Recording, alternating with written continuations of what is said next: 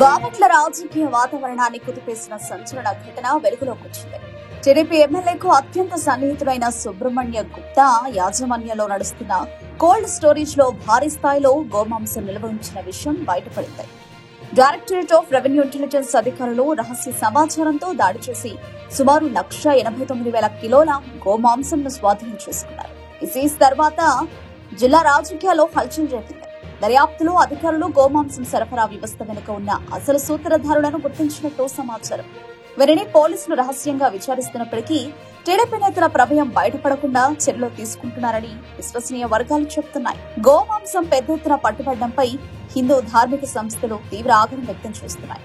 ఇంత పెద్ద స్థాయిలో గోమాంసం నిల్వ చేయడం సాంస్కృతిక విలువలకు విరుద్ధమంటూ మండిపడుతున్నారు. ఈ ఘటనపై జనసేన అధినేత పవన్ కళ్యాణ్ వైసీపీ నేతలు టార్గెట్ చేసి ప్రశ్నిస్తున్నారు. ఈ ప్రభుత్వంలోని కూటమి ఎమ్మెల్యే సన్నిహితుడి గోడంలో ఇంత పెద్ద పాపం చేసిన తర్వాత ప్రాయశ్చిత దీక్ష పెట్టి ఇప్పుడు ఏ గుడి మెట్లు కడుగుతావు అంటూ విమర్శిస్తున్నారు. ఇంత భారీ స్థాయిలో గోమాంసం పట్టుబడినా ఇప్పటి వరకు పోలీసు ఉన్నతాధికారుల నుండి ఎటువంటి అధికారిక ప్రకటన రాలేదు.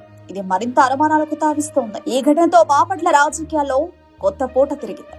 దర్యాప్తు ఎటు దారి తీస్తుందో, ఎవరెవరి పేర్లు బయటపడతాయో చూడాలి.